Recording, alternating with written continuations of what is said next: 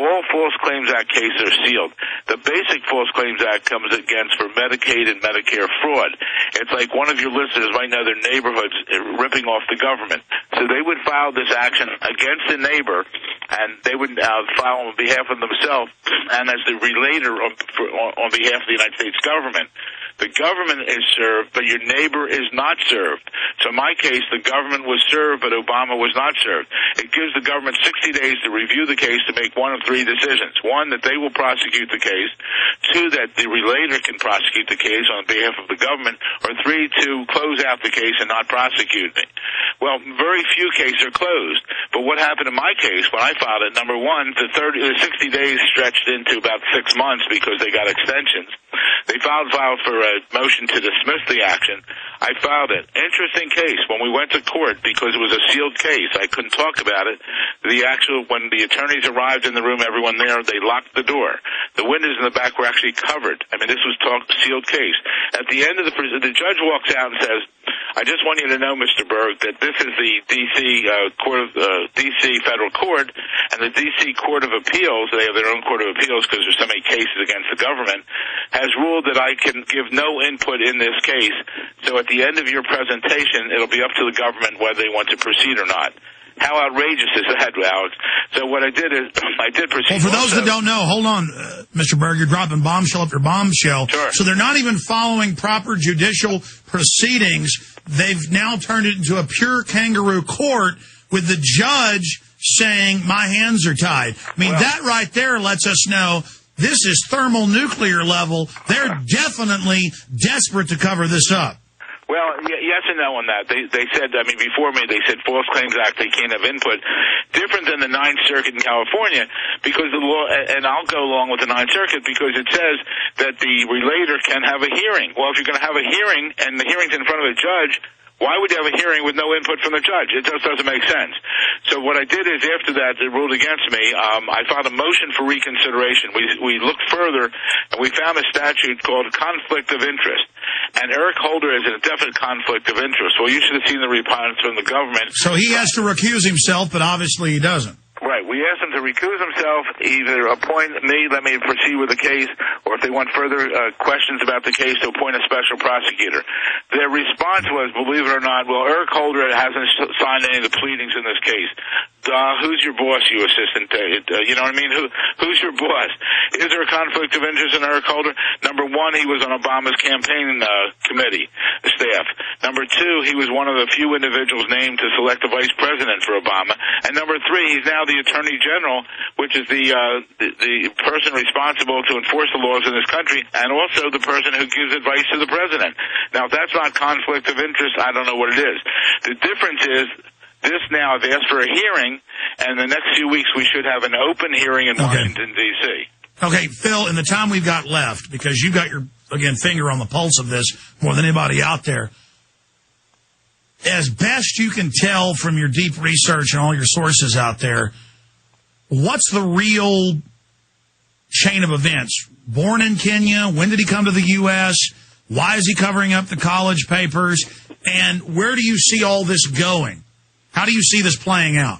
Well, it's going to be tough unless we get the public behind us, because right now the courts aren't letting us have any discovery. I mean, the court in Philadelphia, that case, which is coming up for a hearing in October, the Third Circuit, deals with the fact that I don't have standing.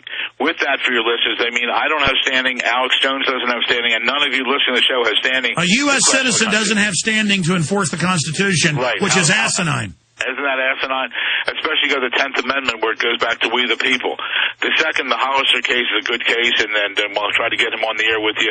That's the Air Force colonel saying, can I obey your order, or can I legally disobey your order because you're a usurper?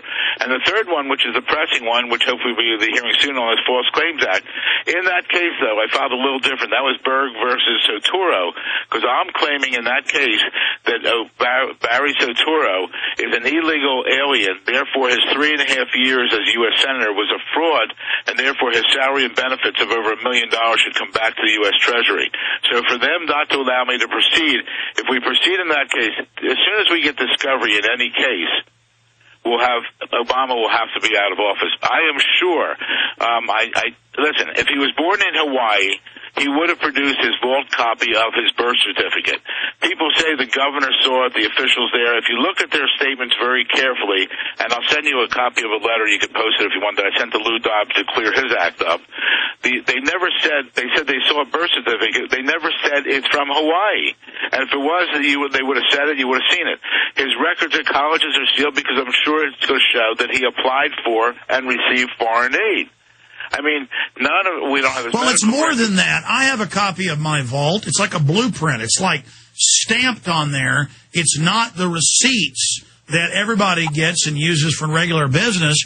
And it's such a simple thing. I think everybody, because they have a birth certificate, knows that when they're being shown a receipt and told, you're stupid, this is a birth certificate, that it insults their intelligence. And then they find out about the Barry Soetoro and his dad and the communism. And here's the bigger question. We know, Phil, the establishment isn't going to let somebody in like this, knowing this, unless they plan to use it. The more I look at it, it looks like they picked him and chose him just because he was so compromised, and they've known this the whole time and just wanted to hold it over his head, and then now you and millions of others are sabotaging their little game plan, and you can say, well, they'll ignore us in the courts, and, you know, World Net Italy can put up some billboards, but the issue is, in the court of public opinion, I think this is one of the other things that is destroying him right now. So we're going to convict him either way because he continues to cover up the truth. I think we're going to force, if we can get the number of people to increase, we can. You hit it right on the head. The court of public opinion. We can, if we get, let's say we get 75 million people to follow Alex Jones, Philip Berg, our websites. If we can on a certain day say tomorrow, everyone should call the White House switchboard and demand to see the birth certificate. We can blow out their switchboard. The next day we can call ABC, NBC, CBS. We can ask people to email letters. We can get very easy. You get, I think it's 5 or 6 people to stand at a major intersection. He's holding a sign so it spells out, Obama, where is your birth certificate? At a busy intersection, and we're going to do this off of ObamaCrimes.com, a busy intersection at rush hour could hit between 5 and 20,000 people, depending on, you know. And regardless, this is a practice action in mass mobilization and taking action. This is how we save the country. Again, I go back to what you said, Phil. They will not release the original birth certificate, and this game of telling us that we don't have a right to see it or that we've seen it isn't going to work. Let's play this clip of this congressman where this one lady gets up and then spontaneously everybody's shouting him down. This shows this issue is mega viral, and this video is scaring the establishment. They admit they're scared. Why are they scared of something that isn't true? Here it is. Okay, let's go. This lady in red has had her hand up for some time. Thank you. Congressman Haskell, I want to know, I have a birth certificate here from the United States of America saying I'm an American citizen with a seal on it, signed by a doctor, with the hospital administrator's name, my parents, my date of birth, the time, the date. I want to go back to January 20th, and I want to know, why are you people ignoring his birth certificate?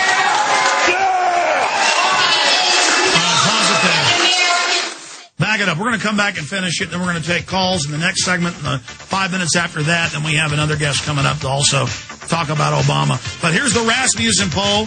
He's fallen below 50. He has the lowest approval rating of any president in modern history at this point in his administration. Do you understand how dark it is? How far down the line we are?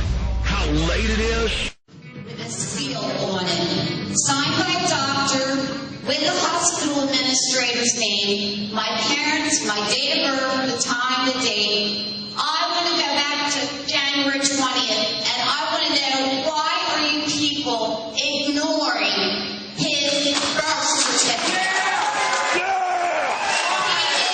not an American citizen. He is a citizen of Kenya.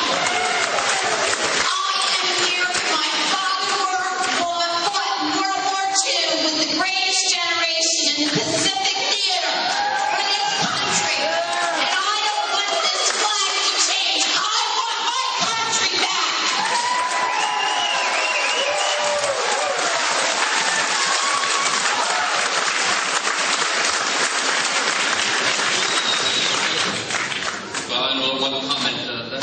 rights.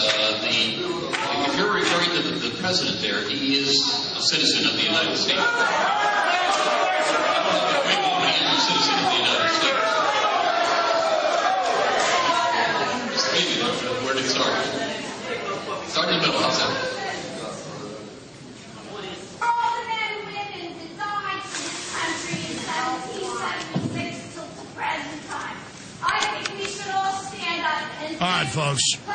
That's enough. You can watch the rest of it up on Infowars.com or PrisonPlanet.com. In fact, show folks a smaller bubble of that video so they can see the title of it and find it for themselves on YouTube or on the web. It's titled McCassell on Peebo's Birth Certificate.